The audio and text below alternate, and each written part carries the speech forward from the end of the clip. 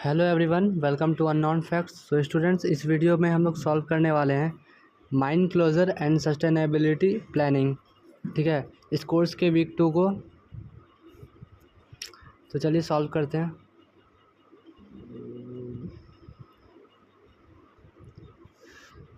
इस कोर्स में enrolled students तो काफ़ी कम है, बट लग रहा है कि जितने भी हैं सभी मुझसे जुड़े हुए हैं। सब बोल के रखे हुए हैं कि वीक 2। तो चलिए सॉल्व कर लेते हैं वीक 2 के लिए।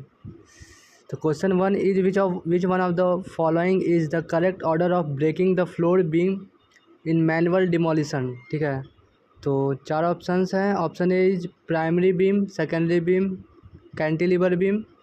ऑप्शन बी है cantilever beam, secondary beam, primary beam. Option C है secondary beam, primary beam, cantilever beam. हम लोगों को करेक्ट मैनुअल बताना है। ठीक है, ऑर्डर जो है करेक्ट ऑर्डर। तो देखते हैं क्या होगा answer. According to lecture material जो हम लोग का आंसर होगा वो होगा, आप यहाँ रीड कर सकते हो, cantilever beam, secondary beam and primary beam. ठीक है, यही हम लोगों का ऑर्डर होगा, cantilever beam, secondary beam and primary beam. Cantilever beam, secondary beam and primary beam. ठीक है, तो ऑप्शन नंबर बी में ये अवेलेबल है, तो जो आंसर हो जाएगा हम लोगों का वो ऑप्शन बी हो जाएगा। क्वेश्चन नंबर 2 है which one of the following is not a method of engineering demolition. Racking ball method, pressure jetting method, bursting या हैमर्स। तो देखते हैं इनमें से कौन सा नहीं है इंजीनियरिंग डिमोलिशन का मेथड। तो इंजीनियरिंग डिमोलिशन का मेथड आप लोग देख सकते हो, यहाँ पर दिया गया है। ये सारे जो दिए गए हैं ये इंजीनियरिंग डिमोलिशन के हैं, और यहाँ आप देख सकते हो ये मैनुअल डिमोलिशन का है। ठीक है, तो इसमें कौन कौन सा मैच हो रहा है, एक आपका बर्स्टिंग मैच हो रहा है, सेकंड लास्ट में है एक आपका प्रेशर जेटिंग मेथड मैच हो रहा है, और आपका ऊपर आप देख सकते हो रैकिंग बॉल मेथड। लेकिन ये सारे आ रहे हैं इंजीनियरिंग डिमोलिशन में, और मैनुअल में आप यहाँ पर एक रीड कर सकते हो हैमर। हैमर दिख रहा है फर्स्ट वाला। तो इंजीनियरिंग के बारे में बोला गया है कि कौन सा इंजीनियरिंग का नहीं है, तो हैमर्स हम लोगों का नहीं है। ठीक है, मैंने दोनों आप लोगों को पेज दिखा दिया, इंजीनियरिंग वाला और एक जो था वो। ठीक है, तो जो सेकंड का आंसर हो जाएगा वो ऑप्शन डी हो जाएगा। क्वेश्चन नंबर 3 पर आते हैं। क्वेश्चन नंबर 3 है post mining liability will be minimum if.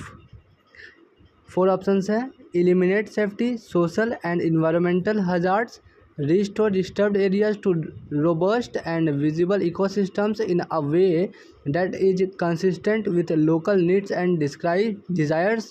Option C है provide sustainable livelihoods for all employees या all of the above। ठीक है, तो देखते हैं कौन कौन से रीजन्स मेंशन है हम लोगों को इसमें लेक्चर मटेरियल में। तो आप देख सकते हो इसमें आपको मैच हो रहा है, फर्स्ट वाला रीड कर लो, eliminate safety, social and environmental hazards. ठीक है, उसके बाद आप सेकंड वाला रीड करो, restore disturbed areas to robust and viable ecosystems in a way that is consistent with local needs and desires.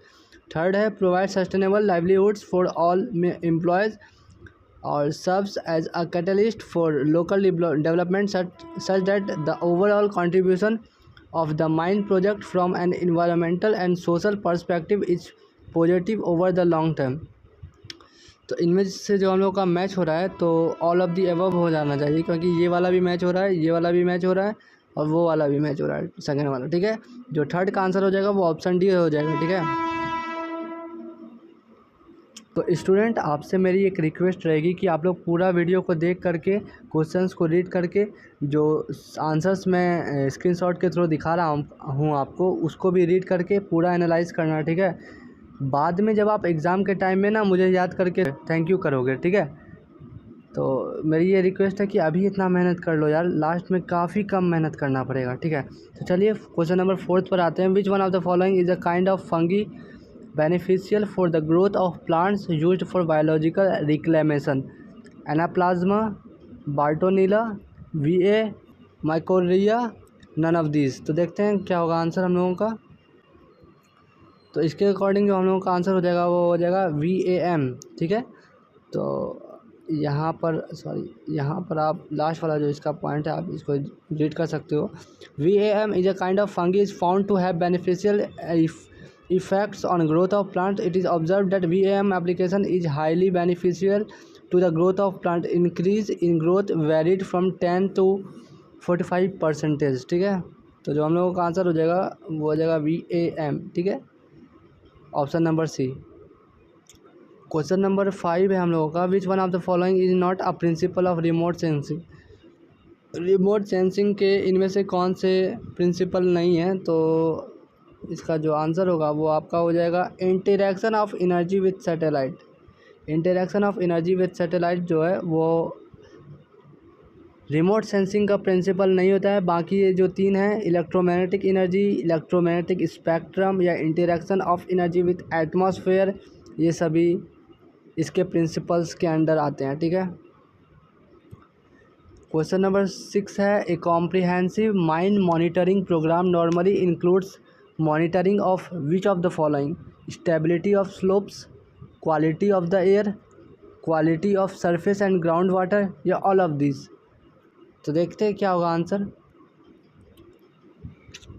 तो आप इसमें रीड कर सकते हो, a comprehensive mine monitoring program normally includes monitoring of the following, stability of slopes, quality of the air, quality of surface and ground water, noise level, vibration level at selected locations, ठीक है। तो हम लोगों के match हो रहे हैं, सभी मैच हो रहे हैं। तो ऑप्शन जो हम लोगों का ए भी सही है, बी भी सही है, सी भी सही है, यानी option D, all of the above, ठीक है। क्वेश्चन नंबर 7 है, which one of the following is an electromagnetic geophysical method for inferring the earth subsurface electrical conductivity from measurements of natural geometric and geoelectric field variation at the earth surface.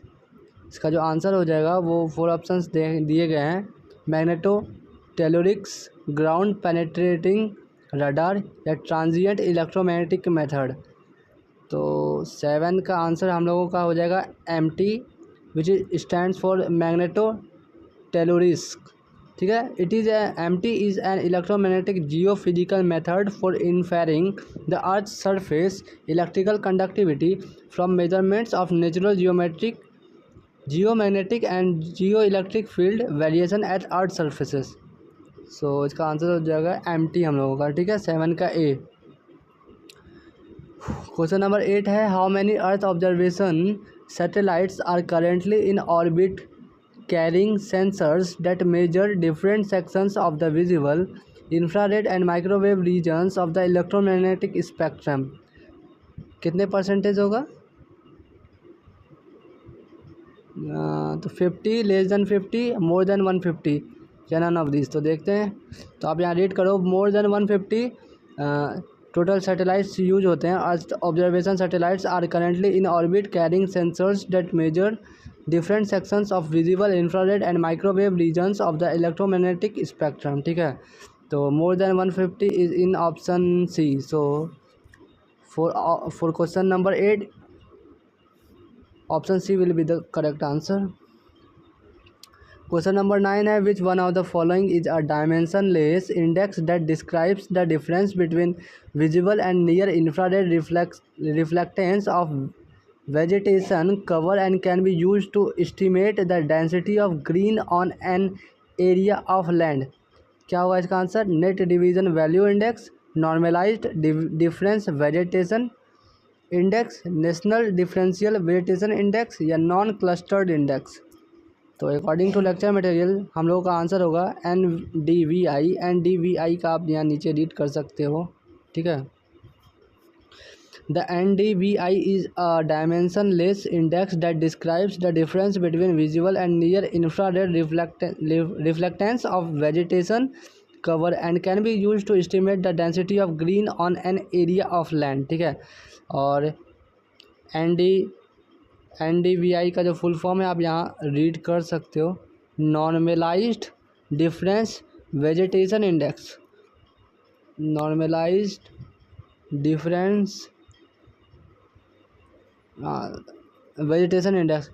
देखो B और C थोड़ा थोड़ा same है, एक में normalised है और एक में नेशनल है, तो हम लोग का जो आंसर हो जाएगा वो नॉर्मलाइज्ड वाला हो जाएगा, ठीक है। तो 9 का B will be correct answer.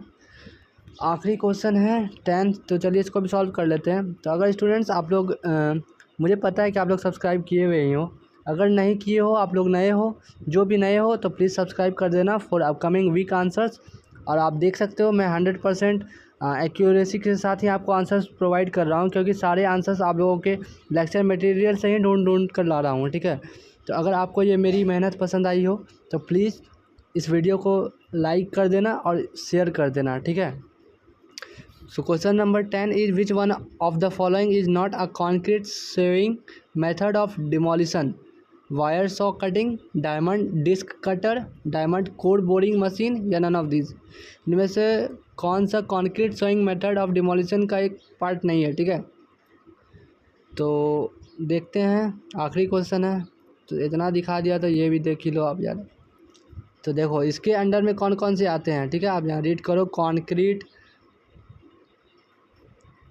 Saving method में आते हैं wire saw cutting, diamond disc cutter and diamond core boring machine, ठीक है। तो तीनों आ रहे हैं, मीन्स हम लोगों का ऑप्शन ए सही है, ऑप्शन बी सही है, ऑप्शन सी सही है।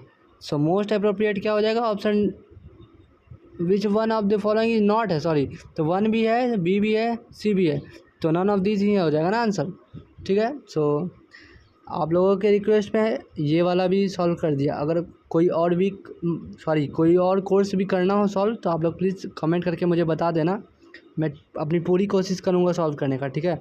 So thanks for watching the video, stay tuned.